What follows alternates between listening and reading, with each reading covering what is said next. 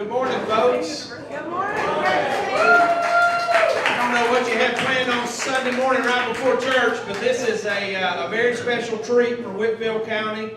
We appreciate everybody coming out. As you can see, this vote for this election is the most important thing going on in the United States right now. That's right. I have the opportunity to introduce my second favorite governor in the United States, Kristi Noem.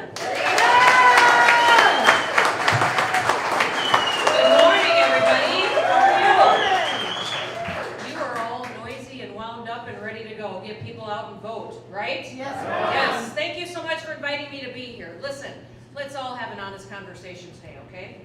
You had no idea who I was a year ago, did you? You've never heard the name Kristi Noem before. The only reason that you know who I am today is because the Liberals have been busy kicking me in the head for every decision I've been making for my people in South Dakota. Why all the country matters. That's right, it does. Listen, I want you to know something, that my people are happy.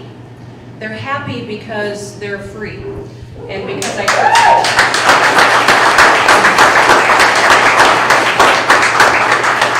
them. So a lot of people ask me why I'm in Georgia today, and the reason the governor of South Dakota is in Georgia today is because what happens here on Tuesday impacts not just the people of Georgia, but the people of South Dakota. Yes, it impacts this entire country.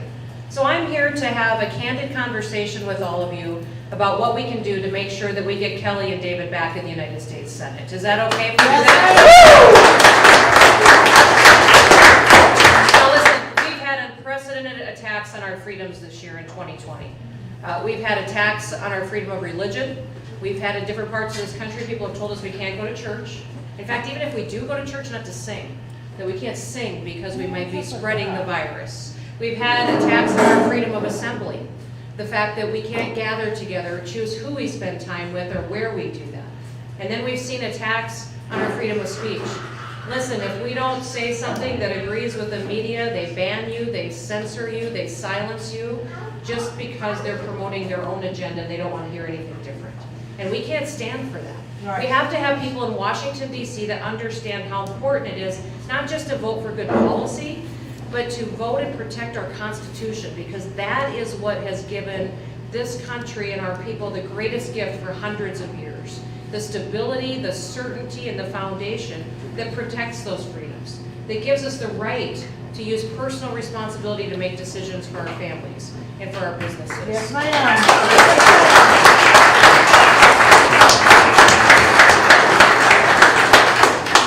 I think what I tell people all the time is that I've made a lot of different decisions in South Dakota that we've seen in many of these Democrat-run states.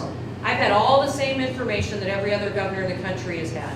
I listened to the scientists, the health experts, I listened to all the people that gave us advice. Dr. Fauci told me I'd have 10,000 people in the hospital on my worst day. I had 600 on my worst day.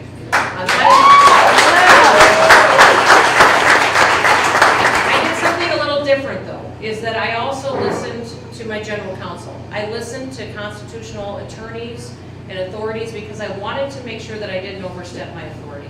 Listen, when you have a leader overstep their authority in a time of crisis, that's when you break this country. Yes. That's when you Yes. Ask your neighbors in Minnesota. That's right. Minnesota in particular, they're all picking up and moving to our state right now. You wouldn't believe the businesses and the families in Minnesota that are moving to South Dakota because they want some leadership that respects them. Georgia deserves to have leadership that respects you. Yes, ma'am. That goes to Washington, D.C. and fights for you and your kids and your grandkids. So this isn't just about those freedoms, it's also about what is tomorrow going to look like. What is Tuesday going to look like? What is next week going to look like? And what's going to happen when we get a Biden administration, if we do in Washington, D.C.? We're going to have a check. We're going to have senators there who understand that they are there fighting for you. Listen, if we don't win these 2 Senate seats, Kamala Harris will be casting the tie-breaking vote on every controversial piece of legislation that's going to happen in this country. Is the most extreme liberal senator the one that you want casting that tie-breaking vote on every single controversial? We don't, do we? We know that they're going to support taking more money out of your pockets. We know, and because they've told us openly, they're going to over-regulate us. We'll be sitting here 2 years from now with $4 to $5 gasoline. Your energy costs will be up. For the everyday working family here in Georgia, you will have less money, less opportunity, higher health care costs, and less opportunity to make decisions that are best for your family and how to put food on the table. That's the reality of this election. That's why I'm really hoping that you all will go forward and talk to people about how important it is that they vote.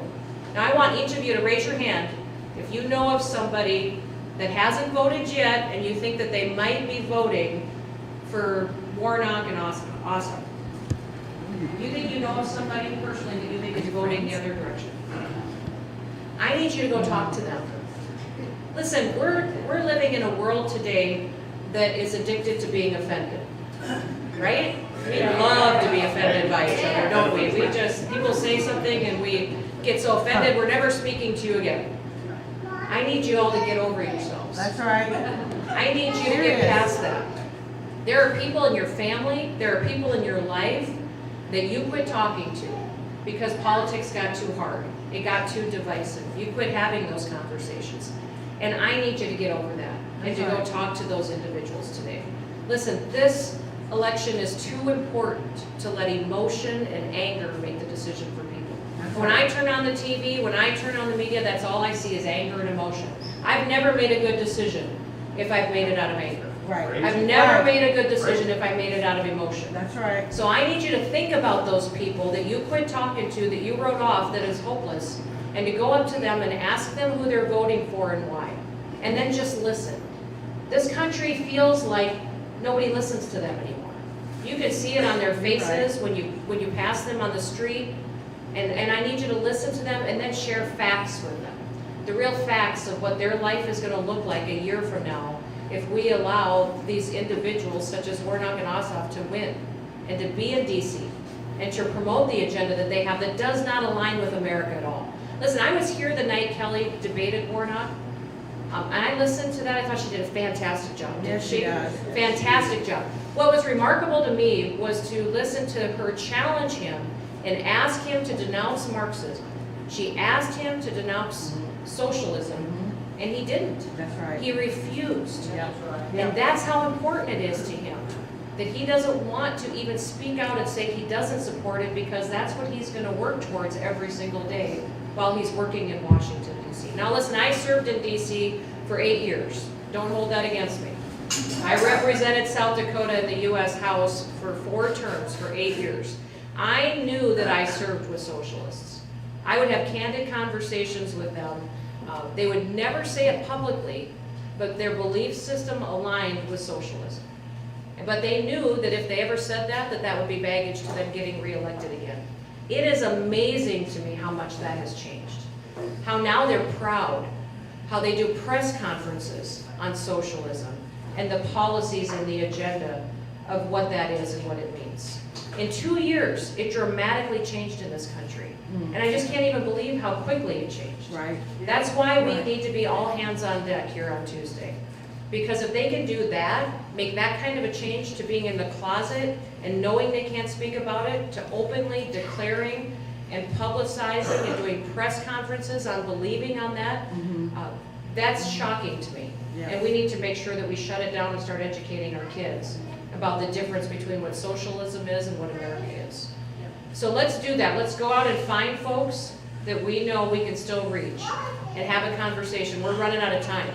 Yeah. So you're going to go to, probably when you leave here today, some of you might go fill your car with gas. I need you to look at the people at the pumps next to you and walk up to them and say, who are you voting for and why? And have a conversation. Do it. When you go get groceries later today or tomorrow, you're in that checkout line, that person's not going anywhere for a while, are they? It takes a while. Ask them who they're voting for and why. Walking up and down the aisles. You go to church, you have a gathering, anywhere you go walking down the street, start those conversations. Now is not the time to walk by people and not know how they're going to make their decision on election day. That's right. It is that important. Can you all agree to do that with me? Yes, ma'am. Now listen.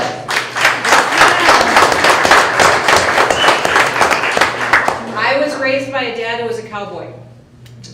And so he was tough. We worked all the time. But how he woke us up every single morning was by yelling up the stairs, "Get up! More people die in bed than anywhere else." I want you to think about that the next few days, okay? You're gonna get tired. Oh, yeah. And you're gonna think, I'm tired, I'm gonna go home and eat supper, and I'm gonna go to bed. You're not gonna go to bed, because more people die in bed than anywhere else, and we need you to talk to more people. That's all right. I don't want you to stay in bed in the morning, I want you to get up and get out there and talk to people about the importance of voting for Kelly, voting for David, getting them to Washington DC so they can continue to fight for you each and every day. We need them, the people of South Dakota need them, this country needs them. Don't lose sight of what our priorities are. Whatever you're doing the next few days, it is not as important as working on these races. That's and right. getting people to vote and to support them and getting that turnout.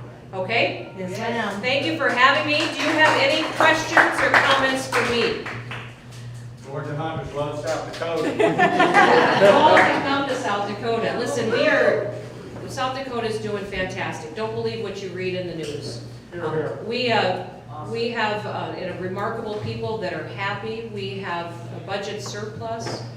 We've got more tax revenue than we've had in decades. We've got businesses and families moving to the state in overwhelming numbers. We are growing, and people are doing well, and we're just fantastic. So I'm just very happy with the fact that my people understood the importance of tackling this job together, doing it united, and they're doing it and doing it very, very well. We'll get through this. 2020 was a tough year, but 2021 is here, and we're stronger for it, aren't we? Yes, ma'am. Yes. Other questions, comments? Yes. I got a comment as a state legislator. I just wanted to thank you in your work on the internet sales tax and protecting brick and mortar stores. And also, during this pandemic, that's actually why you have that surplus, and why Georgia has a surplus is because she actually was willing to fight these companies and make sure that they were paying, collecting their fair share of sales tax so that we didn't put our local businesses out of business. So I want to thank you for that. Yeah, that was one of the bills I worked on when I was in Congress. Absolutely. Thank you. And it got a little hairy in there sometimes, but we got it done, so. Yeah, but we're seeing the fruits of your labor. Thank you, Thank I you for appreciate that. it.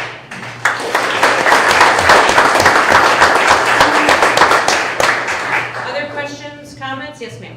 I just want to say thank you so much for taking a stand against shutting everything down for COVID. Because Yes. of you, we had an example to follow, and no one was afraid, and we could trust, people like you that are willing to say, no, no, no, no. We're not falling for the scamdemic. We're gonna stay Yes, the course ma'am. and do the right things. Yes. Agreed. Thank Yes, you. sir. Yeah, we always took the pandemic very seriously. Right. We did, but we never closed a business. We never issued a shelter in place or mandated anything such as masks. In fact, I didn't even define what an essential business was. Because All business is essential. governors don't have the authority to tell you your business isn't essential.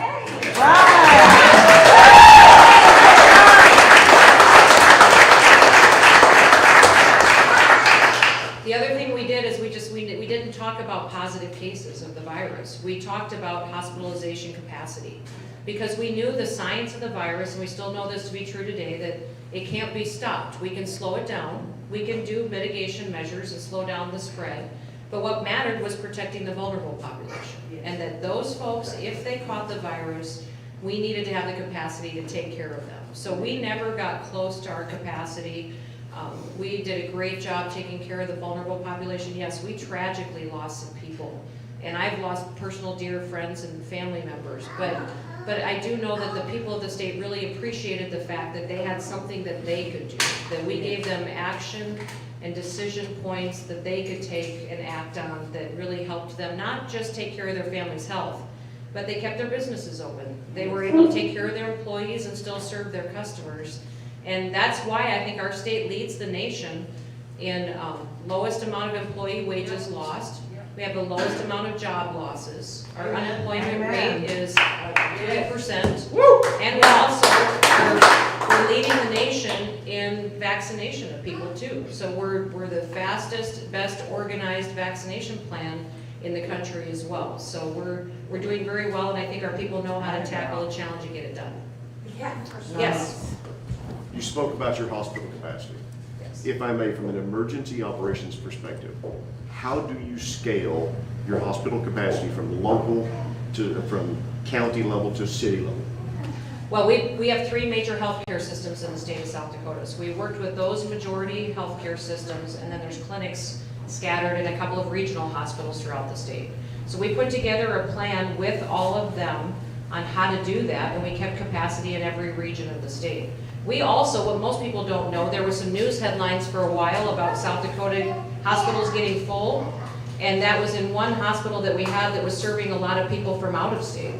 They were coming into South Dakota to get procedures done. They were coming into South Dakota and we were taking care of other folks. And then we never did stop those elective procedures either. So people that had put off a knee replacement or put off some other kind of care came to South Dakota to get it done. So that plan was very involved, and we could not have done it without our healthcare experts. They helped us do it, and our National Guard stepped up, helped us build some surplus capacity that we never did use, but it was there, and it was a good reassurance that we would have more if it was necessary. Awesome, thank you. Yes. One, thanks for not only what you've done, but that you've been able to speak and fight back against the lies the media has told about what you've done. And then number two, any thoughts of maybe going back to DC in like 4 years in a different position?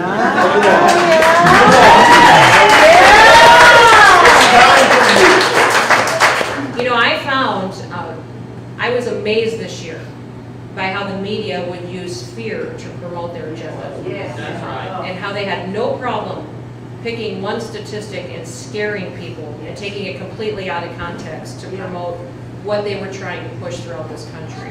So I found that I couldn't just make decisions. I had to understand and explain to people why I was making the decisions that I was making. And so we have whole press conferences where I went to give a COVID-19 update on the state, but it turned into the freedom speech, or it turned into an educational speech about what authorities I had as governor and what authorities I didn't have. That it doesn't do us any good, especially as conservatives or as Republicans, if that's what you all are, is anybody what you believe. You can't just make decisions and do them. You need to explain to people why you believe what you believe.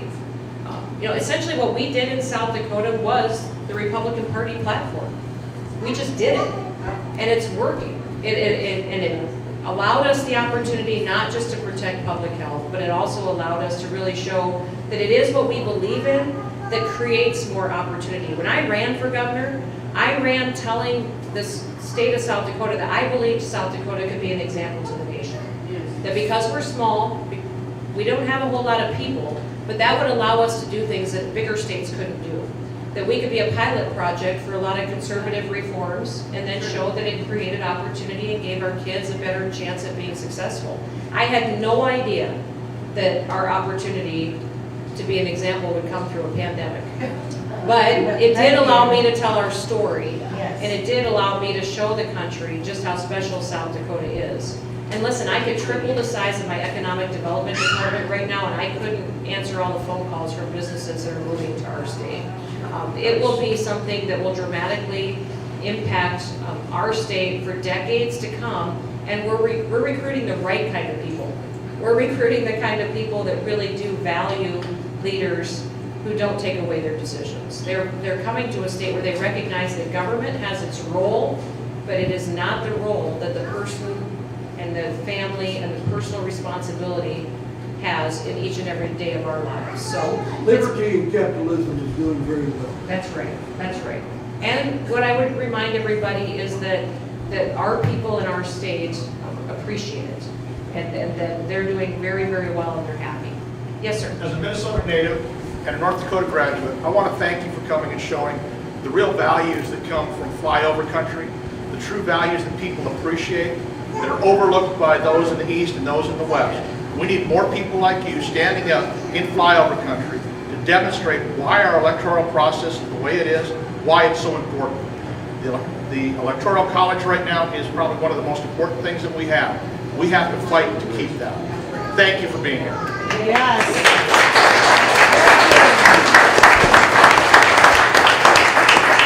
All right, I'm going to let you go so I can visit with some of you one-on-one if you want to, but listen, when you leave here today, go talk to people. Don't stop. Don't quit. Let's keep it all on the line and make sure that we get Kelly and David back to the United States Senate because we need them, this country needs them, and God bless the great state of Georgia and the United States of America. Hang in there.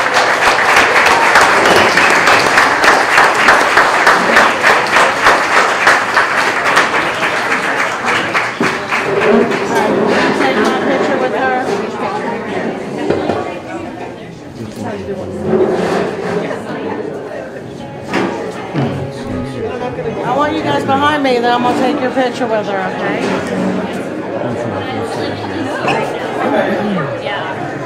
You might even get posted on Breitbart. You got the pen?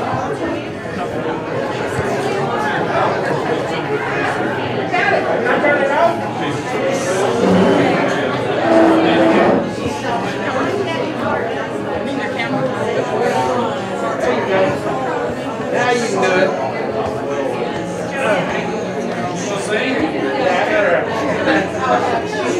Nope, I got plenty, but in my mind.